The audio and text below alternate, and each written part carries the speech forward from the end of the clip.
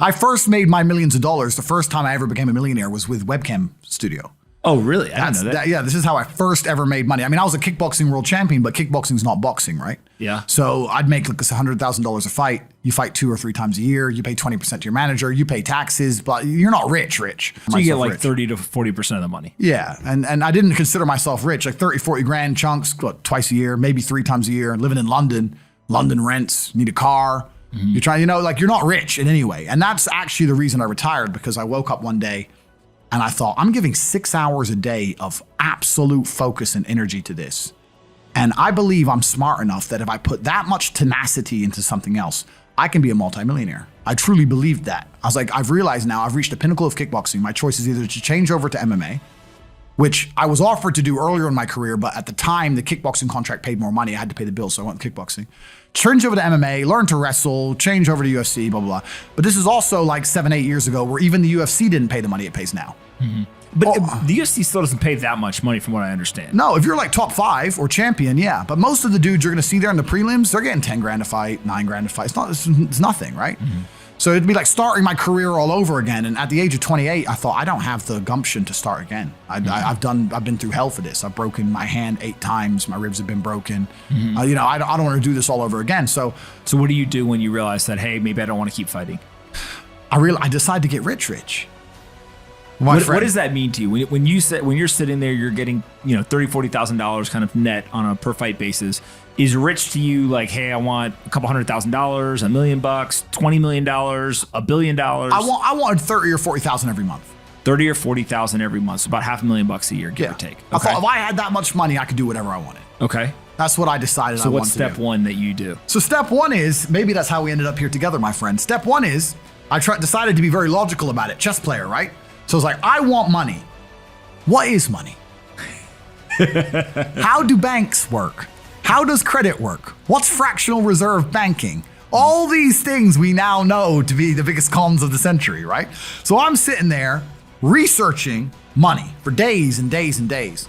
And then I get more mad because I'm like, whoa, money's trash and I don't have any. Now I'm really annoyed, right? I thought like everyone else did that, everyone puts their money in the bank and the bank takes some of other people's money and lends it out. I didn't know they invented it from the sky. I still at that point thought money was linked to gold. I didn't know nothing. So I'm learning all this stuff and I'm getting really angry. I'm like, now this is really annoying me. So anyway, I had a piece of paper there and I'm in my research phase and it start writing down some dude on YouTube. I don't know who he was, some dork. He was a pro gold guy. This is before, Bitcoin was probably around then, but like early. He was a pro gold guy saying buy gold, buy gold, buy gold. And he was saying the difference between an asset, a liability, et cetera, et cetera. So I started trying to write down what I had. I was like, I have an apartment, I have a BMW. I'm in good shape, but I already use that for fighting. What can I do? I can play chess. I'm just writing down the things I have and what I'm good at. And then I kind of realized, I was like, I've got like 8 girlfriends. But because I was traveling the world and if you win, you get a ring girl. It's kind of like she's banging the winner, right? You win a world title, you get to choose the ring girl you want. It's pretty easy, right? So I had a girlfriend in Slovakia, I had a girlfriend in France, I had a girlfriend in England, all these girlfriends. Do they know about each other? No. Okay. But they find out pretty soon. So I had all these girlfriends, so I'm like, maybe I could open a strip club and like be a pimp, be a gangster about it, And then that opening strip club that's literally the first thing you thought about was opening a strip club? Well, I thought I have these beautiful girls. How can this is before like Twitch existed. So I was like, what can I do with these hot girls? I was like, it's just an asset, right? There's these girls and a lot of them were messaging me. They thought I was this millionaire world champion. They all wanted to come London, live with me and thought I was a big boy millionaire and all this stuff. So it's like they do because of social media. Well, partially because of that, and also because they met me. I turn up, I fight, I win the world title, I leave. We're texting each other. They assume I'm this big boy, right? So I'm kind of like, what am I going to do? What am I going to do? I thought, man, I investigated strip clubs, way too much money. But this asset class of beautiful women was kind of on my mind for a few days. And then by absolute coincidence, I stumbled upon somewhere on the internet. I was on one of those websites where you used to download like free games and bullshit from. And in the corner somewhere it said, hot girls want to talk to you now or something. I said, hot girls. So I clicked on that, not because I was interested, but because I thought I have hot girls. And it was one of those webcam websites. And I was like, so these girls sit here and talk to dudes for money. So I'm going to get my girls to sit. And they're naked. They're just talking. How does it work? It's 50-50. I mean, it depends on the girl, depends what she wants to do. But the majority of the job is not based around being naked. The majority of the job is based around being entertaining and being easy to talk to. And the guys who are talking to you need to find you, that you need to remember their name, remember their dog's name. You have to be smart. You can't just be a girl and be a bimbo and be naked and make money.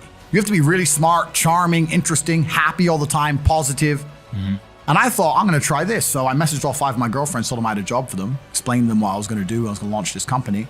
4 of them agreed. All 4 flew in, sat around the same table. They were all like, who's she, who's she, who's she? I'm like, well, you're all my girlfriends. 2 more left. And then 2 stayed. And that was the beginning of my little attempt at a webcam empire. And I put the girls there.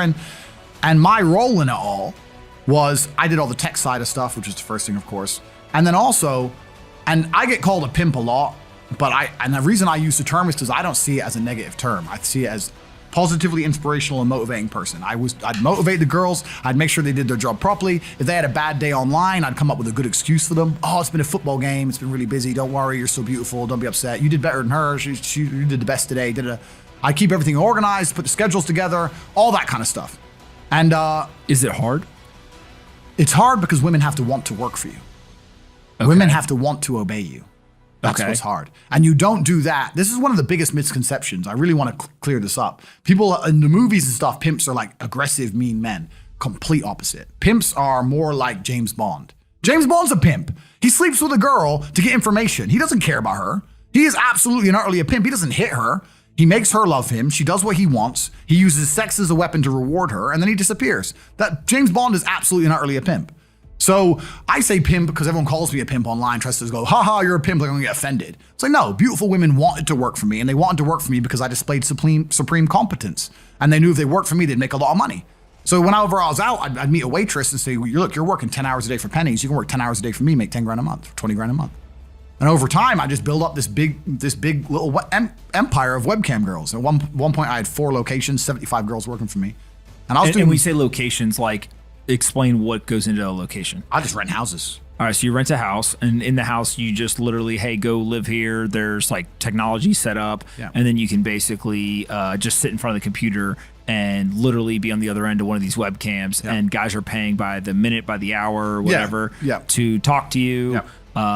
It's their choice whether they are doing it fully clothed, just talking, getting naked, whatever, and then you're taking some cut of it. Yeah, basically. So I had girls who would live in the house. And that was pretty impressive. I just broke down the webcam business. Bang, you done it, man. You nailed it. No background information. Yeah, you nailed it. You nailed it. You nailed it. So the girls who lived in the house would have set amount of hours they want to do, and then we'd have rooms that they could book in and do X amount of hours. A girl could come and do 1 a week or whatever. We'd have rooms they could share.